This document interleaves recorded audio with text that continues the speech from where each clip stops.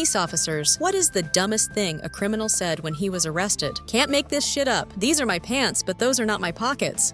Friend's daughter and daughter's boyfriend get busted with a kilo of weed. Friend's daughter says, "Oh, we weren't going to smoke it. We were going to sell it." Your like and subscription will really help my channel. Arrested a guy for shooting drugs in the parents' room of a shopping center. Walked in while he had the needle in his arm. We stare at each other for a bit. Then he comes out with, "I'm a diabetic." Old mate is not diabetic. And we know this because he's got 87 prior convictions for use, possession, trafficking drugs. I go through the usual, "You do not have to say or do anything" spiel. Then say, "Do you understand these rights?" He's totally cooked on drugs at this point, and he just looks at me and goes, "You want to get dinner tonight?"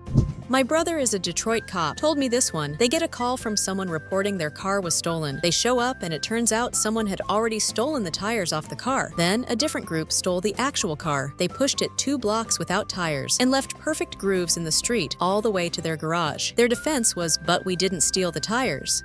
My ex to the cop who pulled him and his friends over. "I don't understand you. I'm so high right now." Drunk driving trial. Defendant chooses to represent herself. "I am a witness for the prosecution." The judge, maybe taking pity on the flaming train wreck that was this woman's defense, asks to see the evidence. It was a receipt from the bar she left before I stopped her that showed that she purchased 2 large margaritas. Her whole defense was, "I couldn't have been drunk after only 2 margaritas." My dad was working one night and he gets a call from a man who is obviously drunk. Dad, 911, what is your emergency? Drunk. "Yeah, I think I just heard a red car crash." Dad, you heard a red car crash? Drunk. "Yeah." Dad, "Okay, police are on their way." My dad finds out later that this dude was driving drunk and crashed his car not far from his house. Guy decides to get out of his car, stumble home, and dial 911 to report the fact that he heard a car crash. In his drunken mind, he figured he'd report the crash as someone who heard it and he'd get off somehow. But he had to specify the color because apparently a red car crashing sounds different than a blue car crashing.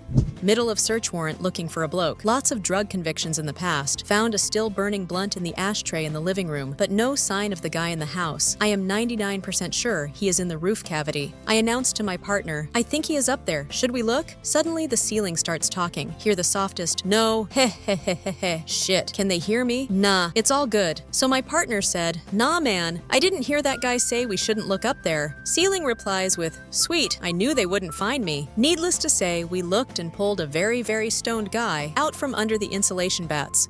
Retired cop here. I have a story. One dumbass move a guy did was he steals some poor girl's car. It was her first car. She worked full-time, was a sweet little thing, and we felt so bad. She was crushed. Also in the car for some reason was her cell phone. So a colleague who has the gift of talking shit really well calls the number. Dude answers. My colleague pisses him off by pretending to be a girl's boyfriend. Eventually the criminal says, "Come to the gas station. I'll smash your face in." Dude rounded the corner and pulls into the gas station. We hid our cars behind it, and then when he parked, we boxed him in. He had a gun too, and he showed up in the stolen car with a friggin' shaved key in the ignition. On probation, had a stolen gun. Justifying himself, he said that the gun belonged to the owner of the car. Yeah, of course.